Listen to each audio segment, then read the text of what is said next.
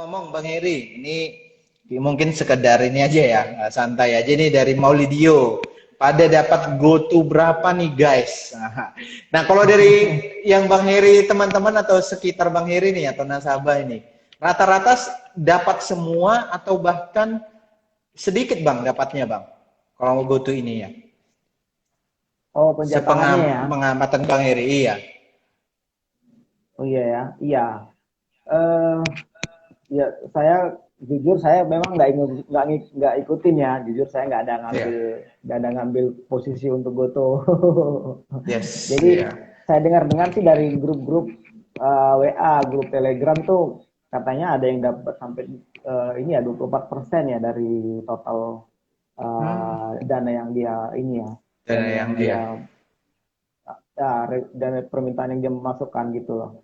Mungkin persentasenya sekitar segitu ya, ya di atas 20% lah saya rasa Oke. dapat ya. Nah, ini kan Siap. udah berakhir ya penawaran penawaran perdananya untuk tanggal 7 ya. Jadi tanggal 14 ya listingnya di bursa ya.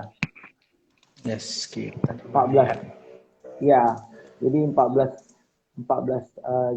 April listing di bursa. listingnya. Jadi ya ini ramai sekali memang dibicarakan tentang Goto ya. Di mana-mana orang nanya, Pak, review Goto gimana? Gimana reviewnya tentang Goto? Nah, memang sih kalau kita ngelihat Goto ya ini ya sebenarnya dia ini market leader ya untuk e-commerce ya di Indonesia karena 2/3 konsumsi Indonesia itu konsumsi rumah tangga Indonesia itu ada di Goto ya. Nah, jadi besar sekali jadinya.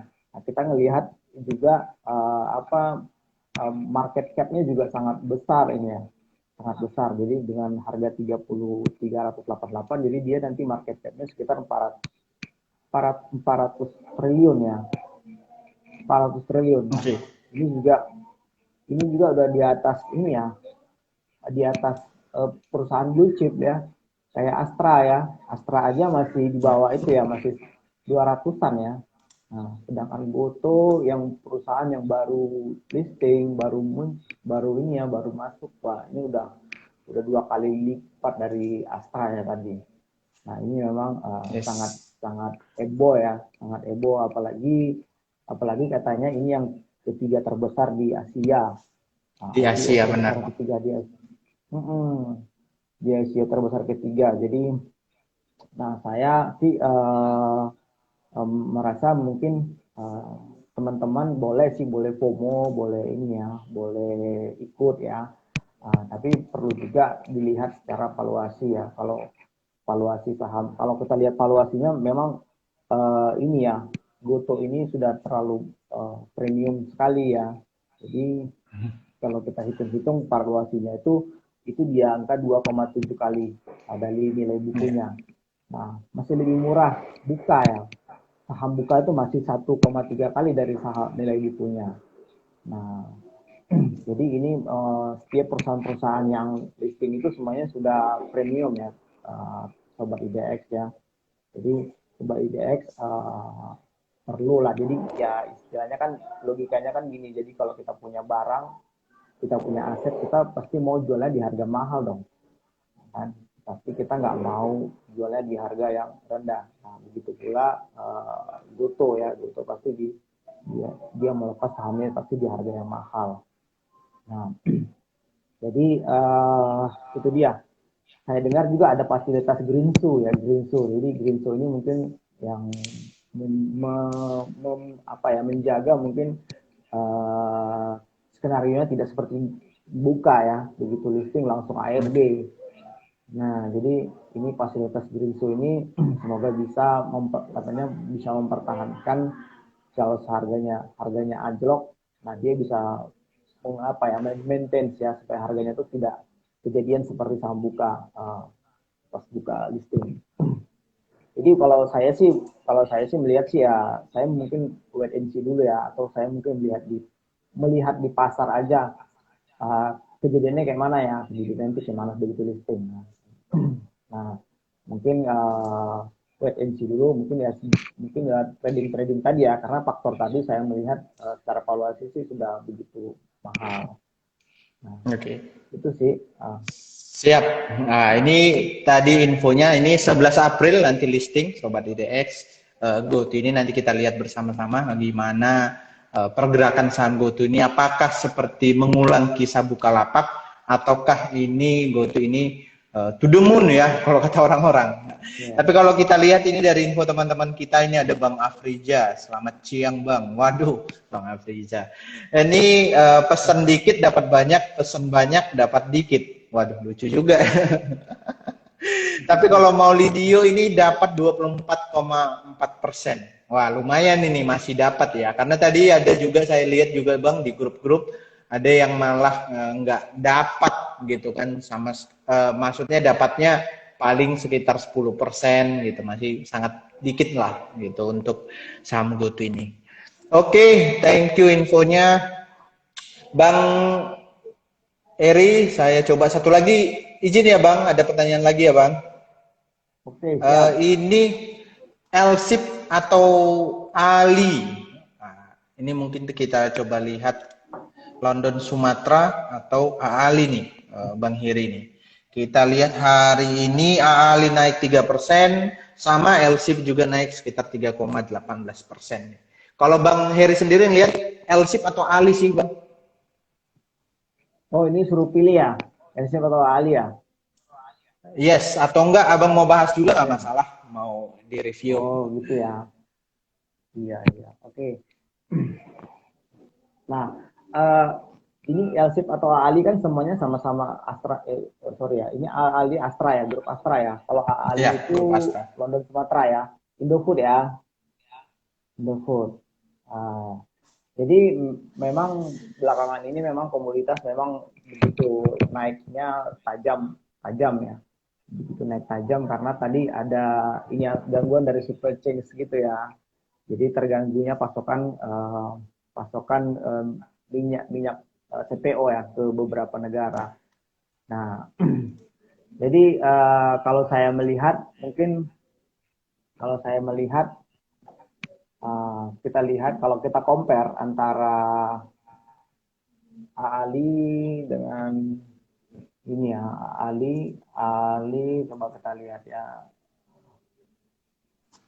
Nah, kalau kita melihat secara fundamentalnya mungkin Ali ini uh, price earning ratio-nya sudah 12 kali. Kalau kita lihat LSIP, Oke. kalau kita lihat LSIP price earning ratio-nya itu 10 kali. 10 kali. Jadi kita lihat industri dari dua perusahaan yang industri yang sama ini mungkin profitabilitasnya itu saya merasa LSIP ya. LSIP mungkin mempunyai potensi untuk naik naik dan potensi untuk naik dalam jangka pendek. Saya melihat itu walaupun memang keduanya sama ya, sama sektor, tapi kalau kita melihat dari price earning ratio-nya, jadi price earning ratio-nya itu ini ya, harga dibagi dengan harga pasar saat ini, profitabilitasnya yang mungkin menghasilkan laba di beberapa hari ke depan itu yang buat itu yang potensi itu ya LSIP. Itu ya saya rasa. Nah, itu jadi itu kalau melihat kita fundamental. Namun kalau kita melihat secara grafik, nah kalau kita melihat secara grafik sih uh, ya Ali juga sudah naik ya, sudah naik dari bulan Februari itu naiknya cukup banyak ya, dari 9.000 ke 12.000. Terus kalau kita lihat LSIP, nah ini LSIP ada ini ya, ada peluang masuk nih kalau kita ngelihat. Nah, dia kan dari tertingginya 1.500 ya, 1.500-an. Nah, terus dalam satu dari April ya, awal April itu paling tinggi 1.500 lebih ya. Terus di pertengahan dia turun tuh pertengahan turun 15 April di 1.300. Nah, ini naik lagi di 1.480. Nah, ini ada konsolidasi dikit ya, artinya ada subside sedikit. Nah, mungkin siapa ya namanya? Edward Harta ya. Edward, iya Nah, Bang, Edward Harta. Edward Harta mungkin kalau memang tertarik, nah ini bisa masuk ke ini ya di harga harga 1.400-an ya. 400-an. Oke. Nah, ini ya 1.400-an, tapi saya rasa ini ya kalau ini ya Edward, kalau komoditas itu kan kita nggak bisa long term ya, nggak bisa long term karena kan indikatornya kan harga ya, harga sawit ya, harga komoditas itu kan seperti itu, kayak batu bara juga sama, minyak juga sama. Nah, mungkin bisa trading untuk jangka yang short ya, set atau jangka menengah. Nah, seperti itu dia. Jadi kita tidak bisa simpan untuk beli, untuk simpan untuk jangka panjang. Nah, jadi itu dia Edward. Nah, Oke, mungkin siap. seperti itu. Semoga sudah cukup menjawab ya, Pak Edward untuk LSIP atau AA-nya. Bang Eri, tapi tadi yang dari tadi kita lupa tanyakan, ada nggak Apa saham itu? yang lagi dicermati atau direkomendasikan nih dari Pintra Sekuritas? Gitu, Bang. Oke, siap.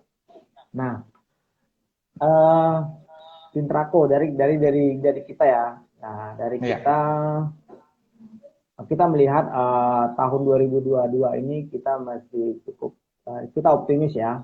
Target IHSG kan di 7.400 ya, 7.400 untuk target konservatif dari Pintrako. Sedangkan target agresif kita di 7.800 ya. Ya, oke. oke. Oke, mungkin sorry kalau saya sedikit salah, mungkin agak saya lupa-lupa ingat juga. Tapi target kita 1.400 ya. Tahun ini 1.400. Nah, kita ambil konservatif lah, jangan agresif ya. Karena kita ngelihat ada geopolitik ya, macam-macam nih. Ya. Gangguan-gangguan di internal di sana. Jadi kita ambil 1.400 lah. Jadi untuk target tahun ini 7.400. Oke, 7.400 kemudian ya, Bang. iya, 7.400 untuk target akhir sampai 2002 akhir tahun ini.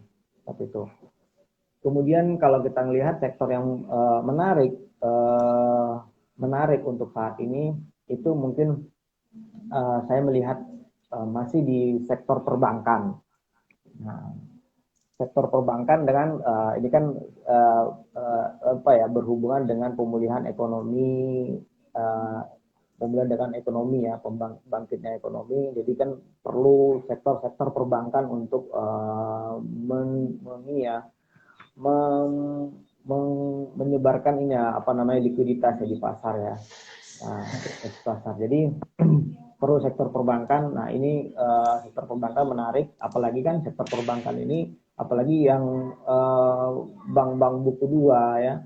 Nah, ini kan ada aturan dari regulator ya, OJK bilang kalau wajib menaikkan modal inti di angka 3 triliun. Oke.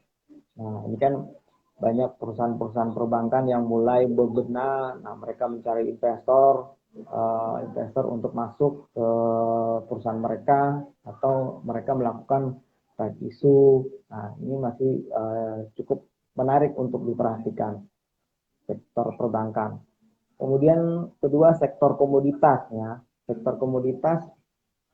Nah, ini saya lihat kita kan masih terjadi kelangkaan energi ya di beberapa negara bagian di dunia ini. Nah, ini juga masih cukup menarik, apalagi yang berhubungan dengan logam ya, kayak nikel atau timah. Nah, batu bara juga masih menarik ya, masih menarik menurut saya.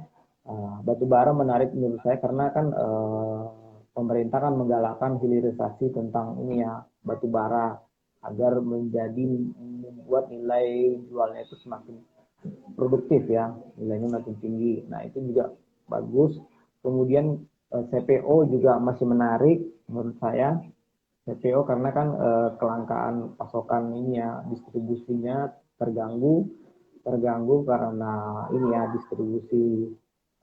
distribusi dari Rusia ya. Rusia itu kan juga punya ini ya, punya minyak matahari ya kalau saya nggak salah. Nah itu mereka kan kena sanksi ya dari Eropa. Nah, mereka kan tidak bisa ekspor. Nah ini kan artinya kan supply chain-nya kan terganggu ya. Nah ini menyebabkan demand terhadap CPO ini tinggi. Nah ini juga cukup menarik. Kemudian uh, ya ini ya nikel juga bagus ya terkait dengan ini ya terkait dengan mobil listrik. Nah ini juga masih cukup menarik untuk diperhatikan sektor-sektor ini. Kemudian yang ketiga mungkin mas ini ya teknologi. Oke. Nah sektor teknologi juga masih cukup menarik untuk tahun ini karena kita pola habitnya manusia itu kan sudah berubah ya. Dan tadinya kan kita kalau pengen sesuatu itu kita beli sesuatu itu kita harus pergi ke salah satu mall atau supermarket. Nah, jadi kita membeli secara langsung di sana. Nah, dengan adanya teknologi, nah semuanya kan jadi berubah. Nah, kita bisa melakukannya melalui gadget kita. Nah, untuk memesan sesuatu barang. Nah, seperti itu. Jadi sektor ini ya tiga yang menurut saya masih perlu diperhatikan ya untuk tahun ini. Oke. Perbankan, komoditas dan juga ini teknologi. Oke, Bang Eri. Perbankan, komoditas, dan juga teknologi.